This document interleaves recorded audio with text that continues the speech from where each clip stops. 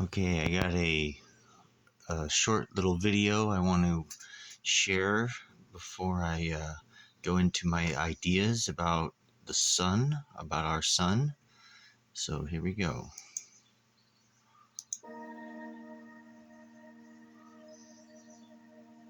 More than 400 years ago, Galileo Galilei became one of the first astronomers to note that the sun's surface exhibited dark imperfections, now known as sunspots. What Galileo didn't realize at the time was that these dark spots were a sign that the sun is a magnetic star. Sunspots appear dark because in these regions, the strong magnetic field limits the transportation of heat to the surface. This process makes these locations much cooler and thus darker in appearance than the surrounding brilliant surface. As sunspots develop, the magnetic field increases in strength and complexity and becomes increasingly tangled. Eventually, for some sunspots, the magnetic field snaps, and in an instant, the energy it holds is unleashed in a brilliant and violent flash. Emerging as solar This is a flares real and shot of the sun. storms, That's this energy a is real sent video clip of the hurtling sun into and its space. activity. The sun is not unique in being magnetic. Most stars in our galaxy harbour a magnetic field of some kind. Although we don't fully understand That's a real shot the of the sun. processes that create our own star's magnetic field, other sun-like stars are expected to have similar properties. However, the processes that drive magnetism on some classes of distant stars, such as those that are much hotter and more massive than the Sun, may be very different. But what is known is that solar flares and storms can impact life on Earth in a profound way. Measuring a star's magnetic properties can help astronomers to evaluate how hospitable an orbiting planet might be for life. See, that's not our sun right there. That's a fake. What is known as the Zeeman effect. Okay. Chemical elements produce narrow dark absorption lines in the spectrum of a star.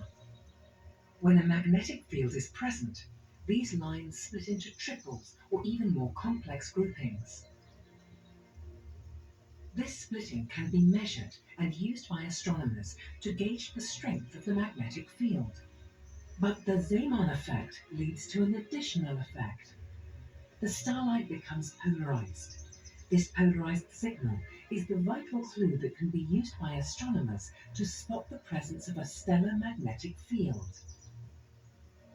By observing a certain star several times while it rotates, scientists can now use... Okay, you see how there's the darks, they're talking about sunspots here. And they said if you observe a star that has sunspots, and the star is spinning, then you can take the light and analyze it with a spectrum. Take the light and put it out in a spectrum, and you see these dark absorption lines when you see the sunspot go around. So these absorption lines can mean only one thing, and that means that these sunspots are made up of the atoms that are absorbing the light. Every atom has its own unique signature showing its dark absorption lines in the spectrum of light that's coming from the star, and whatever configuration those dark lines are in is the signature of the atom that is absorbing the light. Or we're seeing the shadow of the nuclei that is in these sunspots. Okay, so that means that these sunspots are made up of atom nuclei showing up as dark lines in the electromagnetic spectrum when we observe the colors that are coming from a star. So we've proven to ourselves that sunspots are made up of nuclei. So now, what is the light brilliant surface made out of? these polarization measurements to create actual maps of the magnetism-related star spots present on distant stars. Such images remain impossible to obtain directly with large telescopes, as almost all stars are simply too far away to be seen as anything more than points of light. But thanks to the huge amount of information contained in the polarized signals, we can uncover a great deal about stellar magnetic fields, revealing valuable data that would otherwise remain hidden. Astronomers have found that most stars are magnetic, but in very different ways.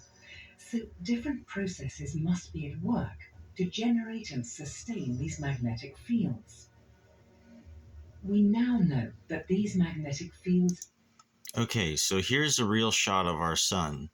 Okay, see how there's sunspots where all the magnetic field lines are here, but there's also at the same time there's this brilliant light that's coming off of the plasma that's following the magnetic field lines. So there's sunspots that are here, but there's plasma that's following these magnetic field lines around the sunspot, so you get these really bright arcs of plasma. See there's a big giant one right here.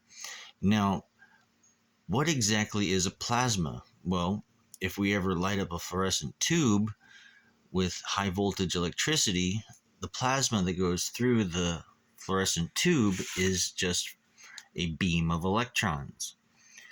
So if we think about what's happening on the surface of our sun or in the entire sun itself, fusion is happening in the core. So it takes 4 hydrogen atoms to fuse into 1 helium atom. So if there's 4 hydrogens to make 1 helium, then that means that there's going to be leftover free-flowing electrons after the fusion. And we call free-flowing electrons that aren't going anywhere, or they're all harboring around one object like this, we call static electricity. So this means that the sun is made up of hydrogen nuclei, helium nuclei, and free-flowing glowing electrons that we call static electricity. That's what all these brilliant, bright surface features are. All the bright light that's coming off of our star are the free-flowing electrons that are left over from the fusion that is just being circulated around the star like static electricity would if you rubbed your feet, along the carpet and you built up a charge. But the charge is happening from fusion in this case. Like the fusion is slowly putting more helium atoms out and less hydrogen atoms, and they put more hydrogen atoms out than you collect, then you build helium. So you're ending up building up a static charge of free-flowing electrons in our star. So that's what our sun is made out of: hydrogen nuclei, helium nuclei, and static free-flowing electron electricity. In turn, have a big impact on how stars behave throughout their lives. They play an important role in the complex processes of star formation, and at the other end of stellar lives, they are vital to explaining the bizarre behavior of gamma-ray bursts, pulsars, and, most extreme of all, magnetars. Astronomers are now eagerly studying stellar magnetic fields to assess their impact on the habitability of rocky exoplanets of life, effects throughout the most distant magnetic properties of stars in the universe. Okay, so if we go back to where they were showing the sunspots, you see these sunspots right here are domains of hydrogen and helium nuclei. That's what these dark spots are. There's a bunch of nuclei here, and those nuclei usually, when when you have magnets close to each other, they'll attract to opposite poles and they'll align their poles up or what have you. But because the sun is so hot, the magnetic fields are not attracted to each other. The north and south poles are just kind of bunched up together right here, but they don't have the magnetism power to be able to point or be forced towards or away from one another. So when you get these sunspots develop, you got all these little tiny magnets from the nuclei of the atoms all bunching up here, and their magnetic poles are all pointing all different directions. So you get this big old tangled mess of magnetic field lines because all the nuclei is it's not the poles aren't being attracted or repelled from one another, so they're all lining up all chaotically. And so to us, it looks like a bunch of tangled magnetic field lines. Now, when it shows the magnetic field snapping and the energy is released like that, that is just the nuclei finally separating from each other.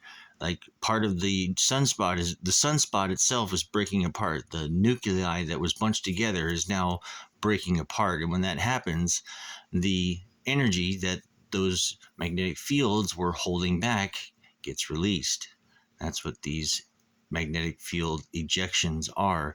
These are not, it's not the magnetic field itself, force lines snapping like a twig or something like that. It's just the bunched up sunspot is finally breaking apart.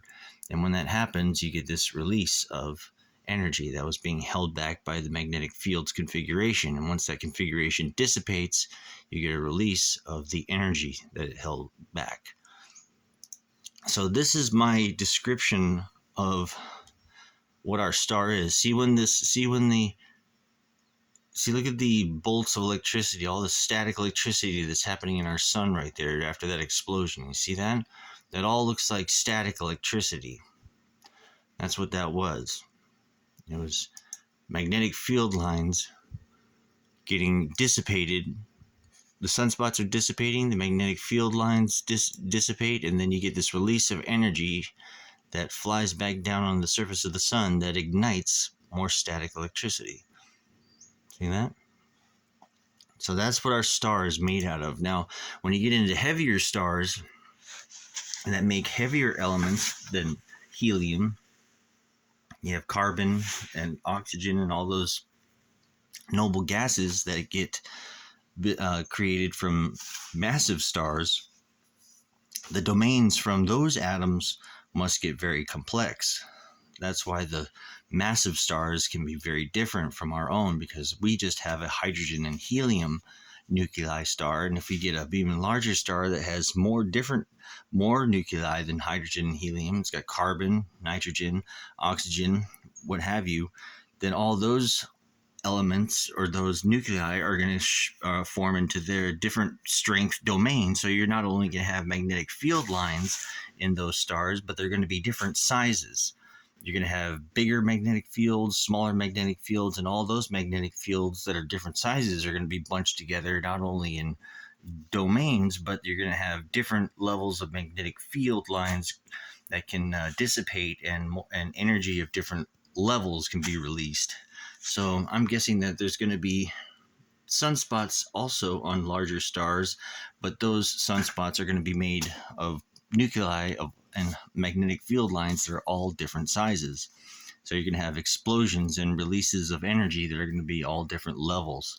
You're going to have big ones and you're going to have small ones and all kinds of different releases of magnetic field energy in between based on the behavior of the star at the time. So anyway, that's my little rundown on the physical characteristics of our star.